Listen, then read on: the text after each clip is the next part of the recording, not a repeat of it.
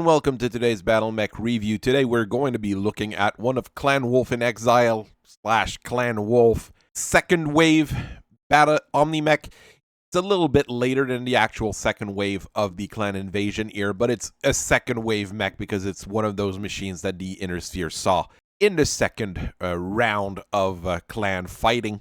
The Linebacker is an odd mech, not one of my favorite in any way, shape, or form. It does have a distinctive look, but it has some issues, especially in terms of what basic configurations are available. None of them really appeal to me, but I'm still going to go through this particular machine and the details on it as best I can.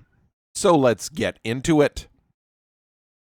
The Linebacker has a bit of a weird origin when you start digging into it. It was originally proposed by Natasha Kerensky and Felon Kel Ward of Clan Wolf, both of which were a strong proponent of the Warden cause for the clans. The Wardens had a different outlook on life compared to the Crusaders, who wanted to take over Terra and just take over the Inner Sphere, basically. And Natasha Kerensky had been living in the Inner Sphere for the longest time as serving under Jamie Wolf of the Wolf's Dragoon before she went back and became Khan of Clan Wolf due to odd situations and weird little things going on. Felon Kel Ward, well, he was the scion of the Kel family, who's still around nowadays with the Kelhounds, another mercenary outfit, and he also became Khan of Clan Wolf due to odd circumstances as well. I'm not going to go into discussing deep clan politics here, but if you want to read into it, there's a few decent books and a few decent stories you can read. The Linebacker, one of their idea and probably something that was pushed by a variety of people, was meant to replace the Timberwolf, more commonly known as the Mad Cat, one of the favorite mech that everybody really wants to buy. Because a 75-ton mech going 86 kilometers per hour was deemed not fast enough to keep pace with its star. Heavy Omni-Mechs at the time generally went 86 kilometers per hour. Those that were slower generally had jump jets to improve their mobility. Second-line units generally went around 64 kilometers per hour, at least in the heavy range. For things to be faster, normally you'd have to look at things with mask or superchargers, which were not super frequent at the time, or medium mechs and light mechs. So was this Linebacker set up to replace the Mad Cat, or was it set up to be a support unit for lighter lances? We really don't get that much information in the long run. A lot of those new Omni-Mechs really came from getting the first contact with the Inner Sphere and the original trials, which were to gain access to the invasion itself, the trials of placement as they were called in the clan space. Some designs were really more designed for purpose or built to purpose, like the Night Gear, which is definitely a mech built to fight the Inner Sphere. And I would argue the Ebon Jaguar as well, even though the design predates the Inner Sphere invasion. It does fit a lot of the needs for fighting in the Inner Sphere, a lot more than some of the earlier Omni-Mechs were.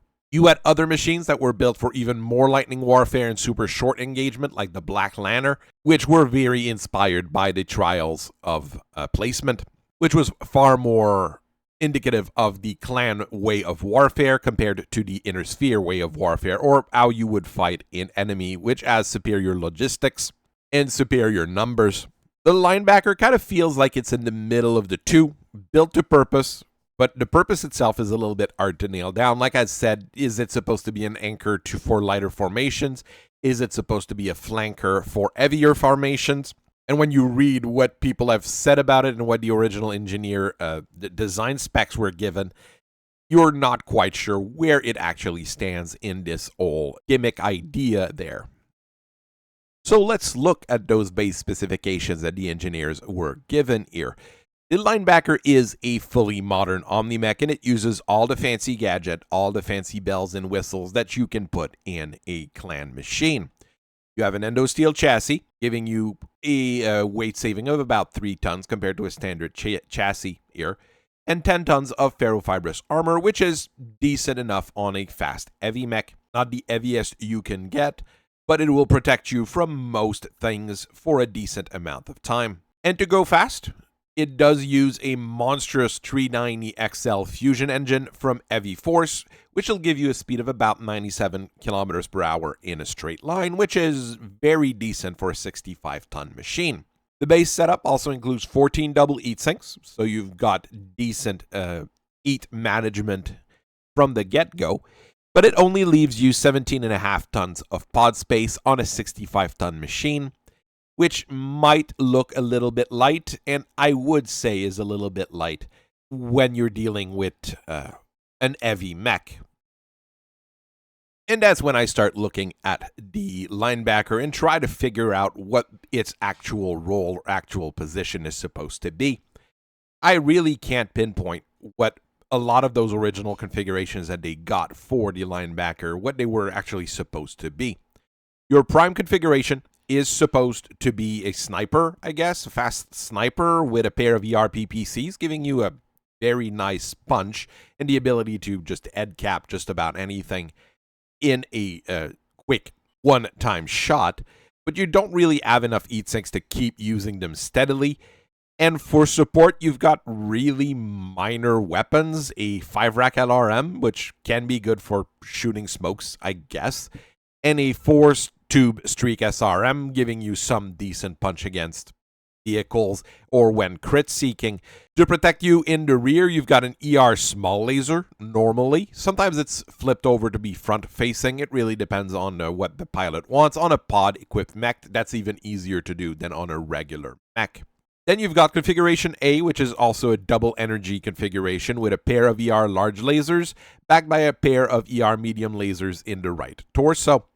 On the right side, you also have a 1-ton fed 5-rack LRM, and the left side has a 15-rack LRM with 2 tons of ammo. Again, it's a little bit all over the place. It's not bad, but I'm not sure what its design purpose is meant to be. Something that is more or less built for purpose and a little bit more standard would be the 2 SRM boat configuration, which are unusual, but they work fairly well on fast heavy mechs.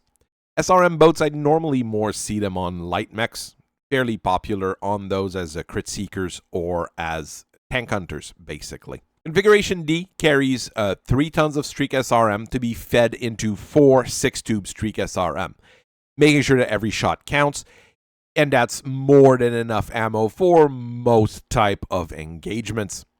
This is going to be backed by a pair of ER medium lasers and your typical rear-mounted ER small laser, so you do have something you can fire once the ammo runs out, if you manage to run out of 3 tons of Streak SRM rounds.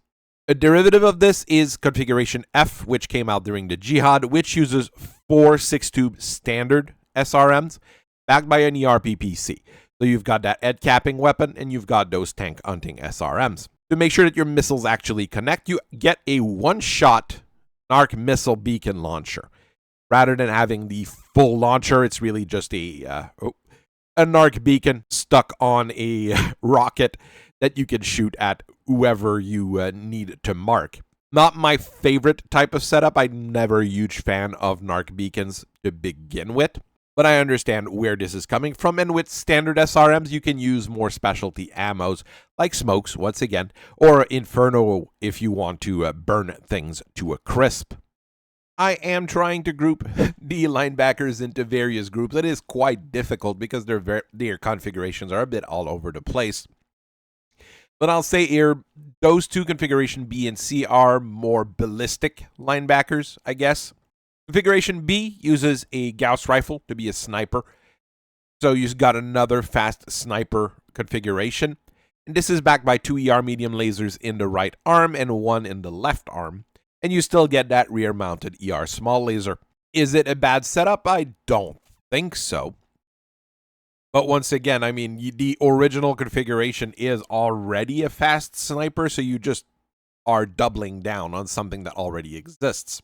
The C configuration is all over the place. The main gun is your Ultra AC5 in the right arm and an ER large laser in the left arm. You get a backup ER medium laser in the left arm, but in it you also get 2 in the left torso as well, with 1 that is rear facing. To shoot on infantry, you've got a pair of machine gun, one that points backward, and a rear-facing flamer as well. Of course, all of those rear-facing weapons can be flipped forward fairly easily, as this is Omni-Mech, but I guess they were afraid of getting ambushed by infantry.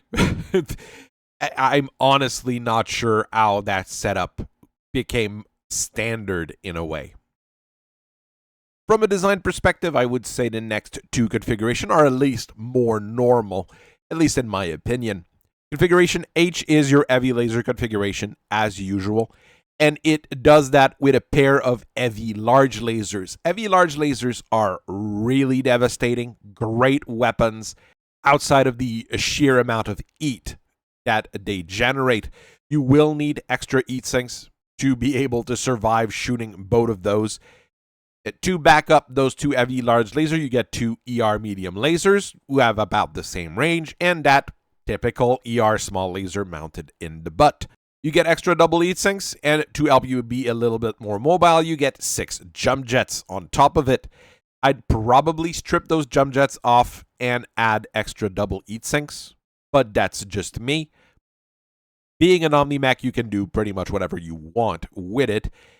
And you can replace those heavy large lasers with improved heavy large lasers as well if they're available to you through various means. Configuration E is an ATM platform with 6 tons of ammo, so 3 tons on each side, 2 of each types of missiles, and you get a pair of 6-tube ATM launchers. Those are not the hugest launcher available, but you get a large amount of ammo. And this is tied to a light active probe, so you can easily find targets and help you pinpoint what is going on. And you get an ER large laser to back you up in case you run out of those 6 tons of ammo. The latest 2 models of the Linebacker are built as infantry slayers, which is a bit odd with a fast heavy, but that's what they decided to go with. Configuration I is really the epitome of this. The only anti-mech weapon you have on there is an ER large pulse laser, trademark Clan Wolf, and everything else is 20 machine guns. Because anything that shows up needs to be vaporized with. Those are, I think, 50 cals, but it probably depends on what is available for the pond. And you get a 1.5 tons worth of ammo.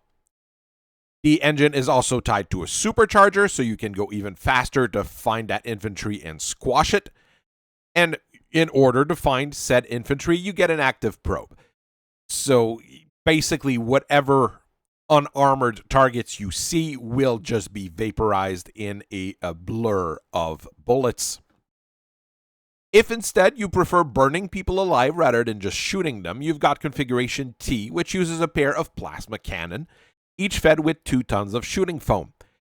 You don't get a lot of punch out of those, but you will generate a whole lot of heat if you hit a mech, but if you hit anything else, it's probably going to just melt or burn alive.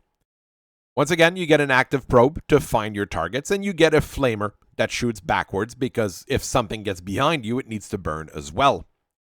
The shoulders mount a Streak SRM-4 and a Streak 5 rack LRM as well. A bit reminiscent of that early standard configuration. None of the Linebacker configurations really speak to me. You've got an ATM battery, but even there it's small tube of ATMs. You got no real LRM platform. For sniping, you've got some decent mechs there with the ERPPC Prime configuration, but the backup weapons are not that useful. Got a version with a Gauss rifle, but the rest of the configuration is also really weird.